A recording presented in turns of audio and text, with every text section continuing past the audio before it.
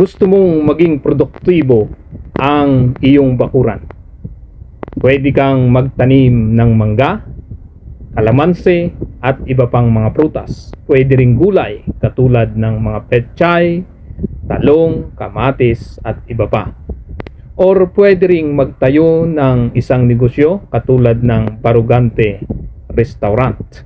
Or pwede ring mag-alaga ng manok, kambing at iba pa.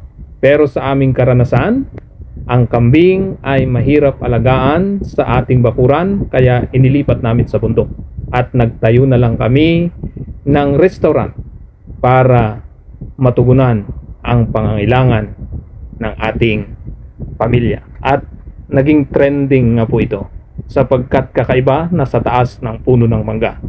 At dahil kulang ang ating mga pangkatay, ay pinag-aralan nating mag-alaga ng mga manok.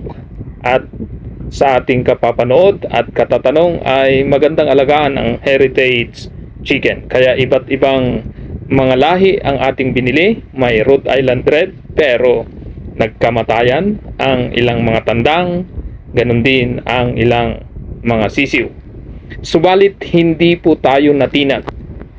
Bagkos dinagdagan pa natin ang ating mga alaga. Nag-alaga tayo ng mga Peking duck, pato, itik dito sa tagiliran ng bahay. Yung ating mga gulay dati ay pinagkakakain na ng mga pato at itik. Pati mga halamang mga namumulaklak ay inubos ng ating mga pato. Ang itinira lang nila na hindi nila kayang ubusin ay ang kalamansi. At pagkatapos noon ay maraming mga pinagdaanan tayong mga pagsubok. Nagkaroon ng pabago-bagong panahon, tag-ulan, tag-init. Kaya nga po, bukod sa overpopulated na ang ating mga alagang manok at mga pato, ay nagkasipon pa sila, nagkasakit, at nag-adjust po tayo. Sinikap natin na maibenta yung iba para mabawasan, at yung iba na may ating kinatay sa ating Barugante Restaurant. At hindi tayo doon nagtapos, dahil marami pa rin inilipat natin sa bukid ang ating mga ilang alagang mga manok. At dahil dito kumunti na ang ating mga alaga dito sa ating bakuran, naisip kong mag-alaga ulit ng mga gulay katulad ng mga nabanggit sa kantang Bahay Kubo. At sa ngayon, tayo po'y may mga alagang manok, may mga alagang pato, itik at mga gulay. At gusto kong ikumpara batay sa ating karanasan. Nung unay mga gulay, sunod ay mga hayop katulad ng manok, pato at itik, at ngayon ay pinagsabay ko ang manok at itik, ganun din ang gulay. Ano ang mas magandang gawin sa espasyo ng ating bakuran? Mas maganda bang taniman ito ng mga gulay at prutas o mag-alaga ng mga manok? Sa pag-aalaga ng manok ay kinakailangan mong magkaroon ng puhunan sa sisiw o di kaya'y inahin at tandang. Dahil dito, depende po sa manok na bibilhin mo ang magiging puhunan mo. Dito po sa amin ay mayroong mga native na per kilo 180 to 220 ang kilo ang bintahan po dito. So kapag ganon, native po yun. Pero kung gusto po natin ng heritage chicken, ang bili ko po ng heritage chicken sa aking puhunan ay 120 ang pure breed. At kapag crossbreed ay 100 per sisiw. So nangahulugan, mas mahal kapag heritage chicken. At batay sa aking karanasan ay kapag heritage chicken ay mahal nga po ang puhunan. At sa feeds naman po ay talagang hindi maiwasang bibili ka ng commercial feeds. At siyempre gagawa ka ng paraan na bumili ay maghanap ng mga pampatukang mga organic katulad ng mga sahan ng saging, dahon ng saging, mga libreng mga patuka katulad ng mga sapal ng niyog, sapal ng soybeans. Ganun pa man ay araw-araw kang gagawa ng paraan, lalo kung marami ka ng alaga. At sa gastos ay magastos po ang pag-aalaga ng manok kahit sabihin mong maraming libre, sapagkat hahanap ka ng gagamitin sa bahay ng manok, pagkainan nila, kulungan, dahil kung hindi mo ikukulong ay tiyak maraming mawawala at marami ring mapipinsalang mga pananim or anumang gamit ng kapitbahay. Kaya talagang paglaanan mo ng malaki-laking puhunan ang manok. At syempre maganda rin naman ang kitahan dito kung maalagaan mo ng maayos, lalo kung walang magkakamatay dahil sa sakit. Dahil katulad sa akin ay nung madami na po ay marami na rin pong nagkasakit at nahirapan na rin tayong makahanap ng tamang pondo sa pagpapatukan nito.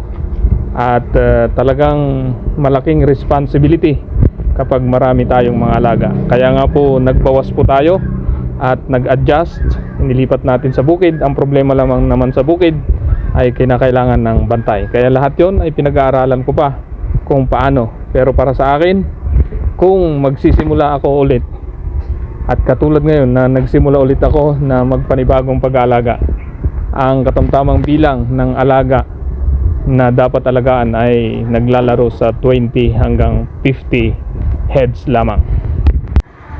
At isa nga po sa pangunahing problema sa manok ay ang sipon. Gawa ng pabago-bagong panahon, mainit sa araw, malamig sa gabi, at kung minsan umuulan, at pagkatapos iinit, yan, sipon po. At pagkatapos nun ay yung peste. Ang kagandahan nga lang sa manok ay mayroon din namang bakuna para sa peste. Pero yung sipon ay talagang medyo mahirap gamutin sa ating mga manok.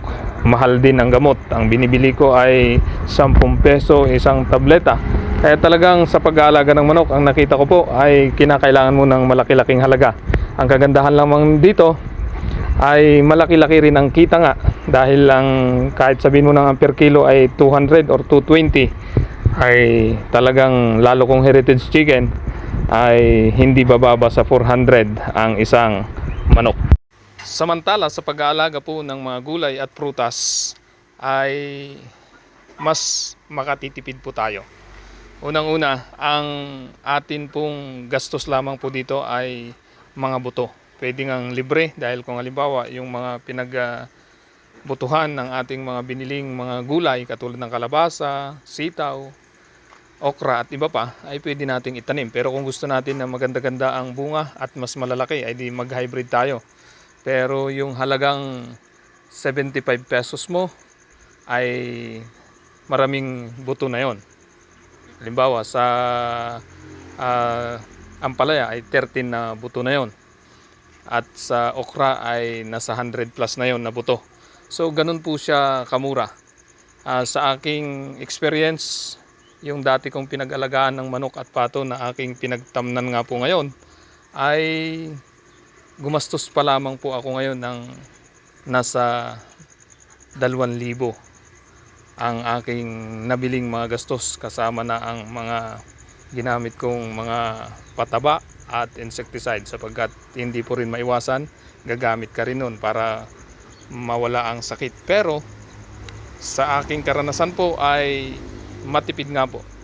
Yung sa problema po ay ang problema naman po sa pag-aalaga ng mga gulay ay ang mga insekto, at siyempre yung mga hayop din, ng mga halimbawa aso, manok.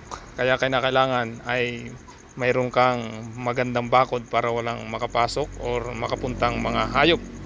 At ang kagandahan lamang dito sa gulay, pwedeng araw-araw kang kumita, dahil kapag marami ng bunga ang iyong mga alaga, pwedeng araw-araw din na may mapagbibintahan ka. Hindi nga lang kasing laki ang presyo sa manok, pero yung gastos mo ay mas mababa.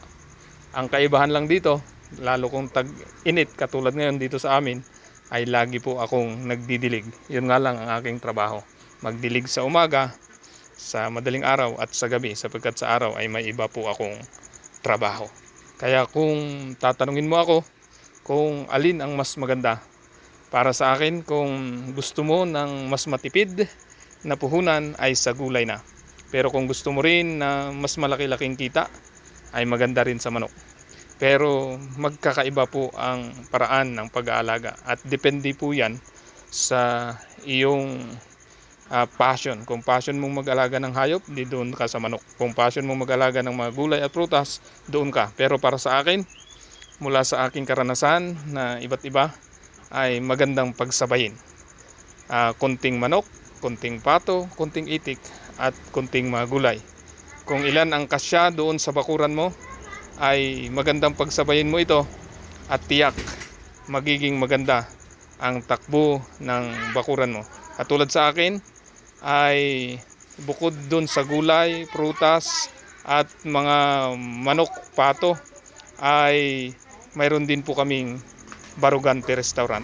At lahat po yun ay nakakatulong financially at parang habang ginagawa ito ay nakakalibang na rin. Hindi siya stressful. Kaya nga po ang may papayo ko rin po, huwag masyadong mag-alaga ng marami. Kasi kapag marami masyado at hindi mo na kayang patukain ang iyong mga manok at pato, may stress ka na. Ganon din sa gulay. Kapag sobrang dami at hindi mo na kayang diligan, hindi mo na kayang alagaan, may stress ka na rin. Kaya ang may papayo ko lang, yung sakto lang. Kung may trabaho ka na regular sa araw, ay kunting gulay lang. Yung kaya mo lang alagaan na pagdating mo, mayroon ka lang inaalagaan at pagkuhanan mo lang ng ulam. Huwag mo nang isiping ito'y pagkakitaan kung mayroon ka namang ibang malaking pinagkakitaan. Pero ang kagandahan nito, kung gusto mo talagang pagkakitaan, siyempre maglalaan ka ng panahon. Katulad ko, madaling araw pa lang ako'y gumigising na kasi gusto kong pagkakakitaan. Bukod sa ito'y nagkakaroon na ng maitutulong na beautification sa ating paligid at nagkakaroon ng magandang oxygen ang ating paligid, itong ating mga gulay at prutas ay nakakatutulong pa financially. Kaya maganda pagsabayin natin ang pag-aalaga ng mga manok, pato, itik, gulay, prutas at tiyak ang ating bakuran ay magiging produktibo. Maraming salamat po sa iyong panonood.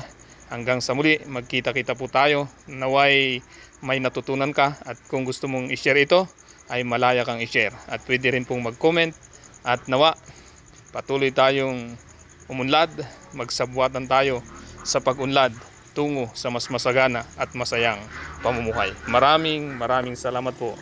Bye-bye.